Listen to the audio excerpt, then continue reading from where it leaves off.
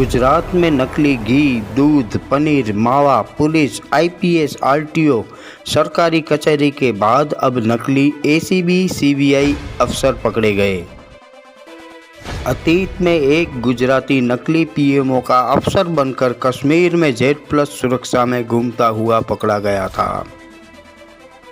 असली गृह मंत्री के नकली पीए भी गुजरात में धरे गए हैं। नकली चीज़ों की राजधानी बनता हुआ गुजरात। सिर्फ 5% ही नकली लोग पकड़े जाते हैं। 95% नकली धंधे आज भी चालू रहे होंगे। गुजरात की जनता को लूटना ही गुजरात मॉडल। नमस्कार, आवाज़ जनता की में आपका स्वागत है। जो देश के हालात हैं और गुजरात के जो हालात हैं वो आप लोगों से छुपे नहीं हैं। गुजरात में जो नकली वस्तुओं का जमावड़ा हो रहा है उसके रिगार्डिंग हमने सोचा कि क्यों ना अच्छे तरीके से बात की जाए। तो हमारे साथ आज जयमल सिंह जाडेजा है, वरिष्ठ पत्रकार। नमस्कार जयमल सिंह जी, स्वागत है आपका। नमस्कार भावसर जी। और मुझे तो पहले जो आवाज़ जनता की जो सभी दर्शक है उसके मैं उसको प्रणाम करता हूँ। और ये टाइटल ही इतना अच्छा है कि जनता की आवाज़ जो है वो जनता बोले, जनता तक वो आवाज़ पहुँचे और सरकार तक ये जनता की आवाज़ पहुँचे, इसके लिए जो आप काम कर रहे हैं, इसलिए मुझे बहुत खुशी है। जी भावसर। दर्शक मित्रों, बता दूं कि मेरे पत्रकारिता जीवन की शुरुआत इन्हीं के साथ हुई थी, इन्हीं के सानिध्य में हुई थी। तो बड़ी रोचक जानकारियां मिलेगी। जयमल सिंह, जो गुजरात की बात है, हर जगह डुप्लीकेट, जो दूध है डुप्लीकेट, घी डुप्लीकेट, पनीर डुप्लीकेट, यह डुप्लीकेट सारे देख कहाँ हम हमारे भविष्य को देख रहे हैं। जैसे मैंने आप बोला ना असली नकली, जैसे मैंने असली नकली सर्च किया तो उसमें देवानंद की मूवी और असली नकली गुजरात का एक बड़ा लिस्ट आता है। गूगल में आप सर्च कीजिए, मैं नहीं बोल रहा हूँ, आप गूगल में डालो असली नकली डालो तो देवानंद की मूवी आएगी और उसके बाद गुजरात के कितने बड़े स्कैम हुए हैं तो वो आपको दिखेंगे। तो ये स्थिति जो है वो दोनों तरफ सही होनी चाहिए। तो भाई मारू सोनू और तमारू लोढ़ू, हमारे गुजराती में कहावत है। तो मेरा जो है वो सुवर्ण है और आपका जो है लोहा है। जयमल सिंह जी, अच्छी बात कही आपने। डुप्लीकेट की बात करें, गुजरात में तो पूरी लिस्ट लगी हुई है। डुप्लीकेट दही, दूध, घी, सारा का सारा डुप्लीकेट बिक रहा है। आज की तारीख में भी बिक रहा है। क्या यह हमारे समाज के लिए कितना घातक है? पहले तो ये है कि अगर आप बात कर रहे हो कि यहाँ सब सलामत है, तो सब सलामत है तो फिर सब चंगासी, तो ये क्यों हो रहा है?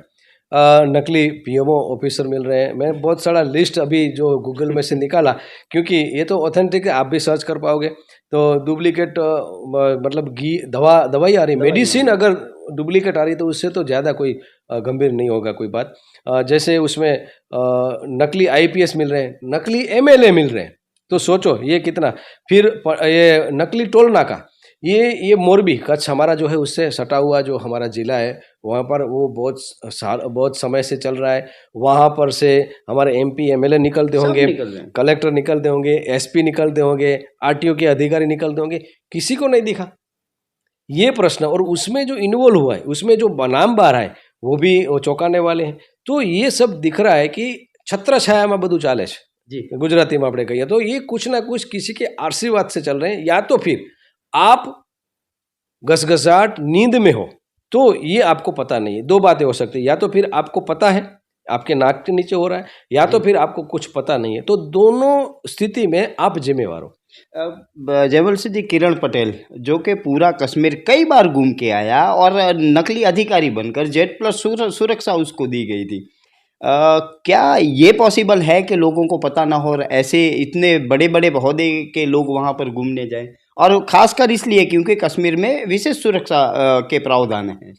इसमें ऐसा होगा कि हमारे से पिछड़े हुए जो स्टेट, हमारे पिछड़े हुए जो कंट्री है, राष्ट्र है, उसमें भी इतनी शरत चूक नहीं होती होगी मेरे ख्याल से। इतनी शरत चूक तो मेरे ख्याल से कहीं भी नहीं थी होगी कि अगर कोई नकली पीएमओ के कोई अधिकारी बन के कश्मीर घूम रहा है, वो भी हमारा संवेदनशील विस्तार है जी। तो मेरे ख्याल से कि न कि कोई पुलिस पूछ रहा है कि भाई आप कौन हो, न कोई एजेंसी पूछ रही है कि भाई आप कौन हो। अगर आप अपनी आवाज़ के लिए या जनता की आवाज़ के लिए रोड पे निकल जाते हो तो पुलिस पहुंचा देती, एजेंसी है वो पहुंचाती है। तो ऐसे नकली एमएलए घूम रहे हैं, नकली अधिकारी घूम रहे हैं, तो हमारी एजेंसी का, क्योंकि हमारी एजेंसी, हमारी मिलिट्री, हमारी पुलिस विश्व में प्रचलित है, क्योंकि वो बहुत स्ट्रांग है। तो ये चूक कैसे हो रही है, ये बात थोड़ी समझने में मेरे को भी दिक्कत है। जयवल से एक बात आपने अच्छी कही थी कि हमारे गृह मंत्री असली हैं, लेकिन उनका जो पीए है वो नकली पकड़ा गया था। सोमनाथ जिले की बात है। थोड़ा प्रकाश डालें इस बात के ऊपर भी। हाँ, असली गृह मंत्री ना नकली पीए पकड़ा है, ऐसा टाइटल हमारे यहाँ पर अखबार और टीवी चैनल में चला था। तो गृह मंत्री हर्ष संघवी के जो वो हमारे गृह मंत्री है, उसका जो नकली पीए सोमनाथ के उमरेठी गांव है वहाँ से पकड़ा गया। तो सोचो, अगर होम मिनिस्टर, स्टेट लेवल के होम मिनिस्टर, उसका पीए अगर नकली पकड़ा जाएगा तो ये लोलम लोल, ये कुछ ना कुछ चल रहा है। लेकिन मीडिया जो ये उजागर कर रही है तो उसको मैं थैंक्स भी दूंगा, प्रजा भी जागरूक हुई है।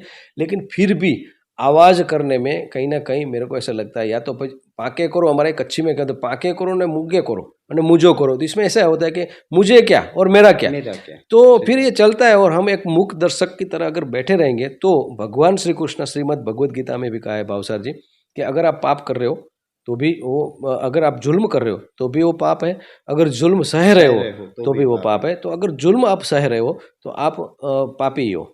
दर्शक मित्र, तो आपको एक चीज़ और बता दें कि गुजरात में पूरे के पूरी एक नकली सरकारी ऑफिस पकड़ी गई, आरटीओ नकली पकड़ा गया, आईएएस आईपीएस अधिकारी भी कई नकली पकड़े गए हैं।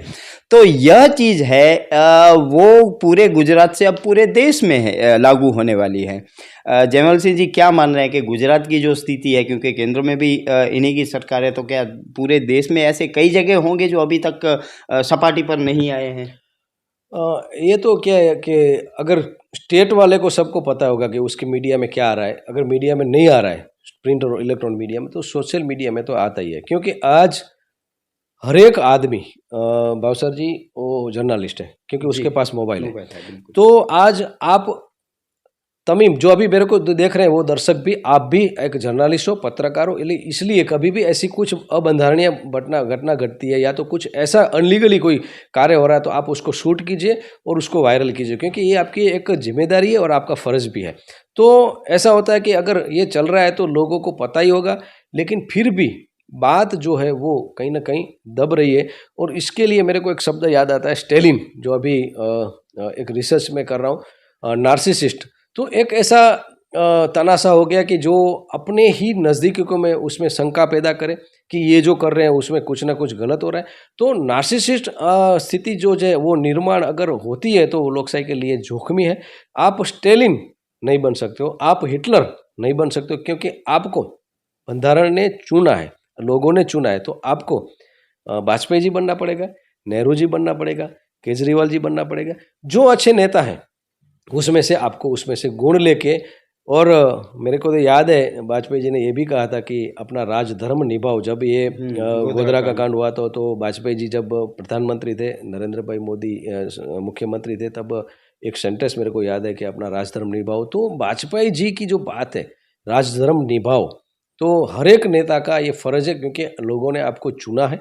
और धर्म जरूरी है, अध्यात्म जरूरी है। अभी जो अयोध्या मंदिर का मुद्दा आ रहा है तो एक अच्छी बात है कि वहाँ पे एक मस्जिद भी बन रही है, मंदिर भी बना है।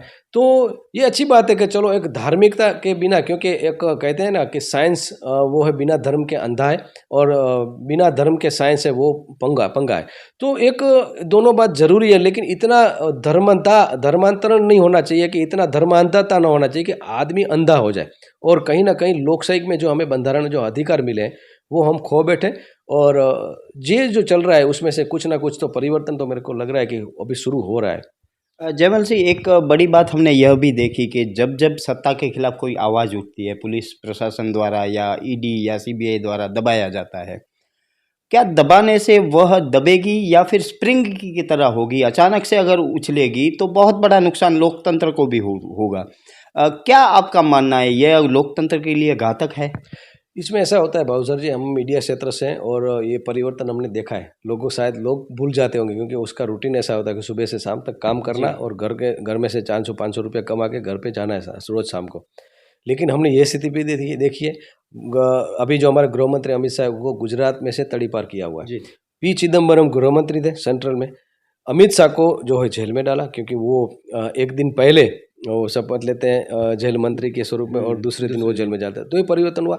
उसके बाद अमित शाह जो है गृह मंत्री बनते हैं और पी चिदम्बरम को दीवार लांद के अंदर जाते हैं सिक्योरिटी गार्ड और वहाँ से लेके उसको जेल में डालते हैं। तो ये सब है ना परिवर्तन रहता है। अगर आपने कुछ भी गलत किया है तो शायद लोग माफ करेंगे, लेकिन एक प्रकृति, एक नेचर है, उसका जो एक नियम है कि जैसी करनी वैसी भरनी। अगर आप सही कर रहे हो तो आपके साथ सही होगा, कुछ आपका बिगाड़ नहीं सकते, कोई आपका बिगाड़ नहीं सकता है। अगर आपने गलत किया है तो कोई आपको बचा नहीं सकता है। जयमल से अच्छी बात कही, क्योंकि जो जिसके पास सत्ता रहेगी, जिसकी लाठी उसकी भैंस, आपने अच्छा उदाहरण दिया पी चिदम्बरम और अमित शाह का। तो यही माना जाए कि वो एक दूसरे के खिलाफ ही रहेंगे, लेकिन जनता को आज भी 80 करोड़ सरकारी अनाज के ऊपर जिंदा रहना पड़ता है। कितना आप उचित मानते हैं कि पॉलिटिक्स अपनी जगह होती रहे और देश भूखा रहे? ये बात मेरी दिल की बात आपने बताई, क्योंकि जब भी मैं देखता हूँ तो सत्ता पक्ष और विपक्ष की जब चर्चा होती है तो तंदुरुस्त होनी चाहिए, लेकिन अभी जो स्थिति आ रही है तो ऐसा लग रहा है कि ये कुछ अलग कंट्री से आए हुए लोग एक जगह इकट्ठे हुए। तो कोई एक देश के लिए काम कर रहा हो, एक राष्ट्र के लिए काम करता हो, वो स्थिति आज निर्माण नहीं है। ये आप स्वीकारो या न स्वीकारो, ये वास्तविकता है। क्योंकि वखाण नहीं, वास्तविकता है, ये हमारा सेंटेंस है। और इसके हिसाब से मैं बोलता हूँ कि भाई अगर आपने सामने वाले की बात नहीं सुनी, विपक्ष या सत्ता पक्ष, तो आप दूसरे अर्थ में आप आपके प्रजा के साथ, आप अपने नागरिक के साथ भी अन्याय कर रहे हो। जयमल सिंह जी ने अच्छा प्रकाश डाला। धन्यवाद जयमल सिंह जी आपका हमें जानकारी देने के लिए। जी, और धन्यवाद आपकी चैनल का, क्योंकि ये जनता की आवाज़, ये चैनल मैं देखता हूँ और भावसर जी ने जो अलग अलग मुद्दे उठाए, तो जनता की आवाज़ सरकार तक पहुँचे और सरकार की बात जनता तक पहुँचे, उसके लिए जो मीडिया है वो मीडिएटर है, हम एक सेतु हैं, तो सेतु के लिए काम कर रहे हैं। और अगर हम सवाल कर रहे हैं तो किसी के खिलाफ हैं, ये बात कोई मन में न ले, क्योंकि कभी भी मीडिया बोलता है तो ऐसा लगता है कि यार तमें तो आना विरोधी छो। तो ऐसा नहीं होता है, क्योंकि अगर बोलेंगे नहीं तो बात पहुंचेगी नहीं। तो हमारा काम है बोलना, क्योंकि वखाण करीने किसी की हम तारीफ करके हम खुद हमारे जो व्यवसाय, हमारी जो जिम्मेदारी, हमारा जो धर्म है, फर्ज है, उसके साथ अन्याय कर रहे हैं। तो पत्रकारिता का जो धर्म है वो तरफदारी या तारीफ का नहीं है। उसको जो कोई भी माइनस पॉइंट दिख रहे हैं उसको उजागर करके सत्ता पक्ष को दिखाना है। और अगर ये हम नहीं कर रहे हैं तो हम खुद पत्रकार कहने के लिए कि लायक नहीं है, ऐसा मेरा व्यक्तिगत मानना है। पत्रकार का काम होता है वो सत्ता का कायमी विपक्ष होता है, तो पत्रकार का काम प्रश्न करना होता है और सत्ता का काम जवाब देना होता है। आज की स्थिति में हमने देखा कि बर्बाद गुलिस्ता करने को एक ही उल्लू काफ़ी है, हर शाख पे उल्लू बैठा है, अंजाम गुलिस्ता क्या होगा। नमस्कार, मैं दत्तेश भावसर, आवाज़ जनता की में से। अगर आपको हमारी स्टोरी अच्छी लगे तो लाइक करें, शेयर करें और सब्सक्राइब करें, और अगर अच्छी ना लगे तो हमें सुझाव दीजिए। नमस्कार।